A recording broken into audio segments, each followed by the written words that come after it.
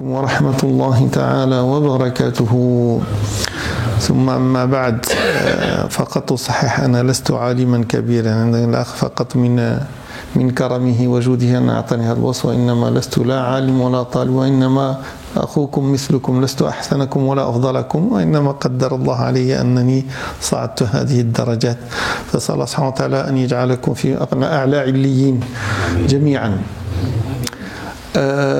نتحدث اليوم عن عبادة هي مفتاح للعبادة وهي شاملة للعبادة وهي خاتمة للعبادة وهي كل الخير عبادة الشكر.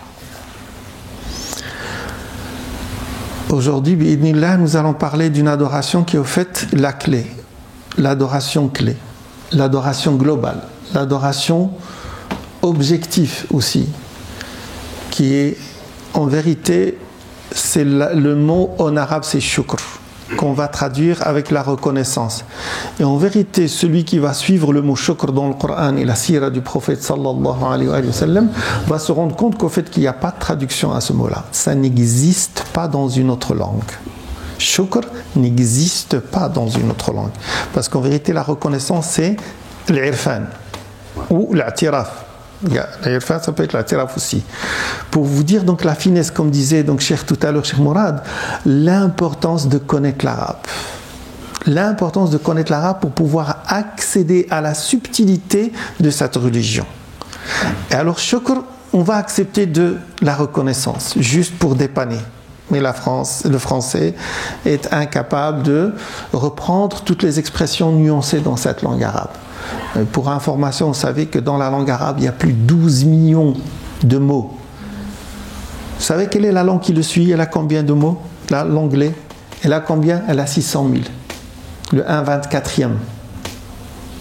Donc du coup, malheureusement, donc, nous avons laissé tomber cette langue, alors que c'est la langue la plus nuancée qui puisse exister sur cette terre. Donc pour revenir à notre mot, pourquoi le shukr est très important? من يتدبر القرآن وما جاء في كتاب الله يجد أن أعظم عبارة شكر هي الحمد. أعظم عبارة يعبر الإنسان بها على الشكر هي عبارة الحمد له. ونجد أن هذا الحمد له أو الحمد هي أول كلمة نطق بها الإنسان لما خلق الله سبحانه وتعالى آدم ونفخ فيه من روحه عطس ثم قال الحمد لله. أول ما نطق به الحمد لله. وآخر كلمة لأهل الجنة وآخر دعواهم أن الحمد لله رب العالمين. وأول كلمة في القرآن الحمد لله رب العالمين. طبيعة الحال الخلافة مع أهل القرآن أن البسملة هي أول آية الحمد لله رب العالمين هي أول آية والأصح هو الحمد لله رب العالمين بدليل حديث رسول الله في الحديث القدسي الذي الله سبحانه وتعالى يقول قسمت الصلاة بيني وبين عبدي نصفين فتقول فإن قال الحمد لله بدأ أول كلمة يقول الحمد لله ما قالش فإن قال بسم الله الرحمن الرحيم فإن قال الحمد لله رب العالمين الله سبحانه وتعالى يقول مجدني عبدي. يعني الحمد هو بداية القرآن. Donc quand on voit que les louanges sont la plus élogieuse expression de la reconnaissance et celui qui essaye de suivre cette expression de louange dans le Coran va trouver quelque chose, des choses formidables dans cette expression. D'abord, c'est le premier mot qui a été exprimé par l'être humain. Quand Allah subhanahu wa ta'ala a créé Adam et il a insufflé en lui de ruh et il a éternué Adam et qu'est-ce qu'il a dit? Il a dit Alhamdulillah Rabbil. Donc le premier mot exprimé c'est Alhamdulillah Rabbil Alamin. Et la dernière expression des gens du paradis, Allah dit, et leur dernière invocation ou évocation, c'est Alhamdulillah Rabbil Alamin dans le paradis. Et puis le premier mot du Coran, c'est Alhamdulillahi Rabbil Alamin, louange à toi Seigneur. Mais est-ce que nous nous sommes déjà posé la question? La logique, écoutez-moi mes frères et mes sœurs, la logique normalement, c'est que logiquement on devait lire tout le Coran et à la fin on trouve Alhamdulillahi Rabbil Alamin. Oui ou non? العقل تيقول خصنا نقراو القرآن وفي الآخر نقولوا والحمد لله رب العالمين. لا, الله بدأ بالحمد لله رب العالمين. Et comme le hasard n'existe pas, العبث ما كاينش عند الله سبحانه وتعالى, tout est avec une juste mesure. Tout est langage. Tout est langage. حتى كون أن القرآن بدأ بالحمد لله رب العالمين هو في حد ذاته في تدبره رسالة. وكأن الحق سبحانه وتعالى يقول لنا يا عبادي المجهود المطلوب منكم هو أن تدخلوا في الحمد في الشكر والباقي يأتي بعد. شرط أن يأتيك القرآن دخل بعد في الشكر. C'est comme si Allah dit le fait de commencer, de dire d'abord louange à toi, Alhamdulillah, c'est le premier mot qui, au lieu que ça soit le dernier, c'est comme si Allah nous envoie un message pour nous dire, oh mes serviteurs, si vous voulez tout avoir, rentrez d'abord dans la reconnaissance. L'effort que vous avez à faire, c'est d'abord de la reconnaissance. Ne vous épuisez pas dans le reste. والذي يؤكد ذلك هو أن الله سبحانه وتعالى في 7 مواضع يقابل الشكر بالكفر. 7 المواضع الأحباب ديالي, وال7 عند العرب 7 لا يقصد بالضبط فيها الرقم نفسه 7, وإنما هي الكثرة. 77 و77 يعني الكثرة لأهمية الشكر, أنه 7 المواضع الله سبحانه وتعالى يقابله بالكفر. وإذ تأذن ربك لئن شكرتم ولئن كفرتم إن عذابي لشديد ليبلوني أأشكر أم إنا هديناه السبيل إما شاكرا وإما كفورا. 7 المواضع الأحباب ديالي, الشكر والكفر. إذا أخذتم كلمة شكر وأخذتم مقابلها كلمة كفر, الشكر إذا نزعتم أول حرف شتيبقى كر. إلا طلب منك الإمام تهدر معاه يجوز لك, جمعتك يعني صحيحة, ما تهدرش غير بوحدك ولا مع جارك, ولكن قال لك الإمام سولك هدرتي راه جائز, جمعتك بإذن الله تكون صحيحة. إذا تيبقى كر والكفر والكفر. إلا زولت له الكلمة الأولى الحرف الأول فر. إذن الشكر كر والكفر فر. الشكر إقبال والكفر إدبار. إذا شكرت أقبلت على الله, وإذا كفرت أدبرت عن الله. Donc les nuances de la langue arabe, quand on va les traduire, comment voulez-vous les traduire en français? Comment voulez-vous les traduire? C'est intraduisible. Juste le mot, donc je disais que le mot shakara, qui est la reconnaissance, si on lui enlève la première lettre, ça devient dire kar. Et le kar en arabe, ça veut dire celui qui avance. Dans la guerre, le kar c'est avancer, c'est foncer. Et kafara, la mécréance, ou la renier, kafara, si on enlève la première lettre, ça devient far, il fuit. Ça veut dire celui qui est dans la reconnaissance, c'est quelqu'un qui avance dans sa relation, et celui qui est dans la mécréance, c'est quelqu'un qui fuit la relation. Et subhanallah, quand vous comptez le nombre du mot shukr et ses dérivés, shakir, shakirun, shakur, vous allez trouver combien de fois dans le Coran? 75 fois. Chez nous en Belgique on dit 75 fois. Et le kufr avec ses dérivés, kafara, kafirun, yakfuru, vous allez trouver combien de fois? 525 fois. Le rapport, ça fait 75 multiplié par 7 égale 525.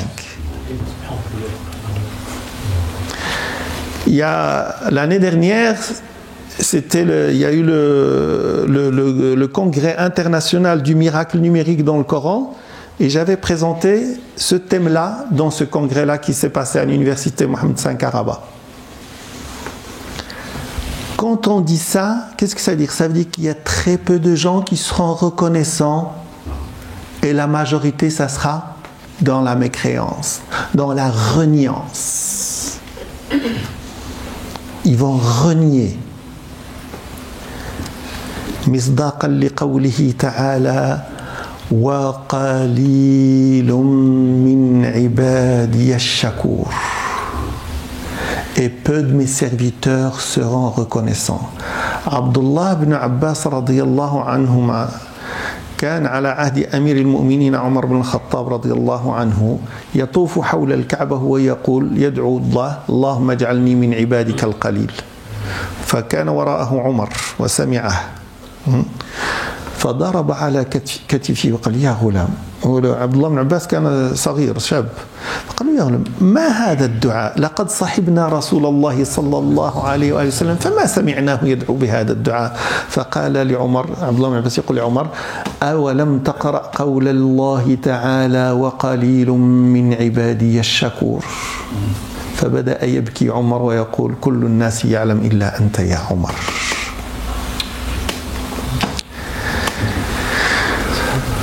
Si je vous posais la question, mes frères, en vous demandant, à votre avis, qui est le premier à avoir réalisé l'importance de shukr des créatures d'Allah subhanahu wa ta'ala? Vous savez qui? Hein? Satan, Shaitan. أول من علم خطر الشكر، أول من علم به. ولذلك كان أول تهديده لبني الإنسان لبني آدم لما لعنه الله وطرده من رحمته عندما رفض السجود لخلق آدم. ايش غيقول الشيطان وهو في غضبه لأنه طرد من الرحمة واستحق اللعنة بالنسبة له هو بسبب آدم، فغضبه يصبه على آدم وذريته، فيقول متوعدا يخاطب الحق سبحانه وتعالى ومن رحمة الله بنا أن نقل لنا هذا النص. الله سبحانه وتعالى غير نقلنا قولة إبليس قال فبما أغويتني لأقعدن لهم صراطك المستقيم ثم لآتينهم من بين أيديهم ومن خلفهم وعن أيمانهم وعن شمائلهم ولا تجد أكثرهم شاكرين. ما قالش ولا تجد أكثرهم مسلمين، ما قالش ولا تجد أكثرهم مؤمنين، ما قالش ولا تجد أكثرهم مصلين، ما قالش ولا تجد أكثرهم متقين، ما قالش ولا تجد أكثرهم، وإنما قال ولا تجد أكثرهم شاكرين. فكانت أول استراتيجية حرب الشيطان على الإنسان أن يمنعك منه، أن يحول بينك وبين الشكر. تعرف لما يكون عندك عدو، ماذا تريد أن تكتشف عنه؟ ماذا تريد أن تعرف عن عدوك؟ ها؟ ايوا تما بقيتوا الا بغيتوا تكتشفوا الضعف ديالو تصيدتوا نتوما براسكم. تجتهد في معرفة ما هي استراتيجية حربه. La première créature qui a dû deviner l'importance de la reconnaissance était Satan. Et par la grâce d'Allah subhanahu wa ta'ala, Allah subhanahu wa ta'ala va nous rapporter une menace de Satan pour que vous sachiez quelle est la première stratégie de guerre de Satan contre l'être humain et sa progéniture. Contre plutôt Adam et sa progéniture.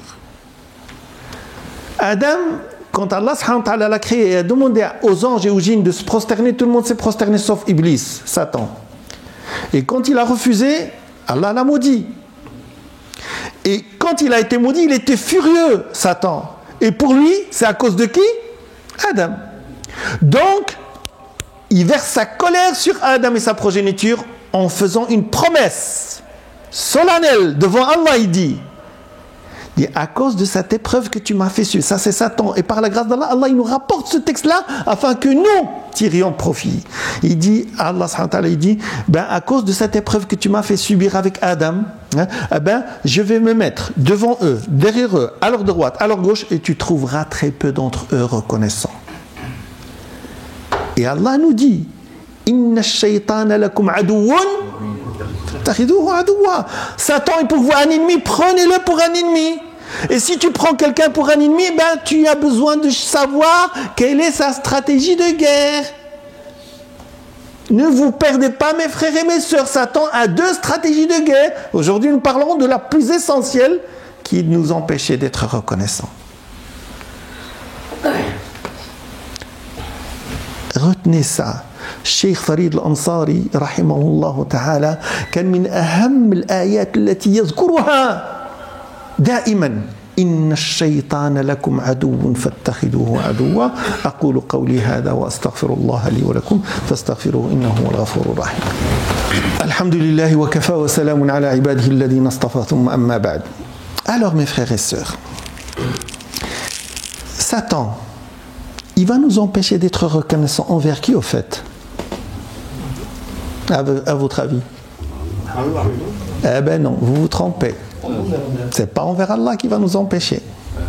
Regardez son positionnement. Je vais mettre devant eux, derrière eux, à leur droite, à leur gauche. Il n'a pas dit qu'il va venir au-dessus, il va dire qu'il va venir au-dessous. Il ne va pas venir au-dessus de nous, parce qu'au-dessus, Allah. Si tu veux remercier Allah, être reconnaissant envers Allah, Satan te laisse. Et d'ailleurs, toute la journée, on est en train, alhamdulillah, alhamdulillah, alhamdulillah, alhamdulillah, alhamdulillah, au moins 17 fois dans les prières obligatoires. Il ne cherche pas à t'empêcher de l'être envers Allah. Pourquoi? Écoutez le prophète sallallahu alayhi wa sallam nous dire Man la yashkurin nas la yashkurillah. Ou fi riwaya Man lam yashkurin nas lam yashkurillah. Satan, il a su ça. Il sait que celui qui n'est pas reconnaissant envers les êtres humains, il n'est pas reconnaissant envers Allah subhanahu wa ta'ala. Donc lui, il nous empêche d'être reconnaissants envers les êtres humains pour que notre reconnaissance envers Allah vaut 0. Le jour où on arrivera chez Allah, ouais, j'étais toujours reconnaissant envers toi, mon Seigneur. Tu trouveras ton kiss vide. Il n'y a pas de reconnaissance dedans. Et tu dis, mais pourquoi mon Seigneur? Moi j'étais tout le temps, alhamdoulilah, alhamdoulilah, alhamdoulilah. Mais oui, mais tu as vu ta femme qui était à côté de toi? Quand elle faisait le plat, que tu mangeais et que tu aimais bien son plat, et ta femme, elle attendait que tu dises quelque chose de beau, que tu la remerciais, que tu sois reconnaissant. Et ta femme skine, elle te dit, mais alors, comment tu as trouvé le plat? Ben, tu as bien vu que je l'ai vidé, hein. Qu'est-ce que tu veux que je dise autre? Ben oui, mais elle a besoin de reconnaissance, cette femme-là. Ok. Et quand le mari revient avec tous les sacs, mes sœurs, et il a oublié juste le lait, au lieu que tu vois juste le lait qu'il n'a pas ramené, tu vois, tu oublies toujours quelque chose, sois reconnaissante vers ce qu'il a apporté. Mais quand tu as oublié ça, toute la reconnaissance que tu auras témoignée vers Allah subhanahu wa ta'ala, il n'y aura rien du tout. Quand tu auras oublié d'être reconnaissant envers le chauffeur de bus, envers le gardien, envers la caissière dans le magasin, envers le professeur de tes enfants, envers tes propres enfants, envers tes parents, envers des responsables d'une mosquée qui l'assurent et qui veillent là-dessus. Donc on est en train toujours, je connais donc les problèmes des mosquées, hein? Les fidèles sont toujours en train juste de connaître qu'est-ce qu'ils n'ont pas fait correctement, au lieu d'être reconnaissants vis-à-vis de tout ce qu'ils ont fait. Et bien quand on est comme ça, on s'est fait avoir par Satan.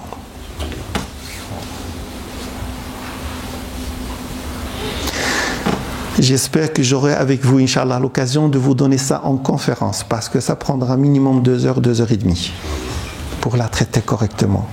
Car sachez, mes frères et sœurs, que si jamais nous ne revenons pas vers Shukr, c'est toute notre adoration qui est fichue et qui est foutue en l'air. Il n'y a plus rien. C'est juste de la fatigue. C'est juste de l'épuisement qu'on est en train de subir. Et puis, Inch'Allah, on trouvera des caisses vides. Il n'y a rien dedans. Alors qu'on pensait trésoriser donc les hasanat, il n'y aura rien. اللهم اهدنا فيمن هديت وتولنا فيمن توليت وعافنا فيمن عافيت واصرف عنا شر ما قضيت إنك تقضي بالحق ولا يقضى عليك إنه لا يعز من عاديت ولا يذل من واليت تباركت ربنا وتعاليت.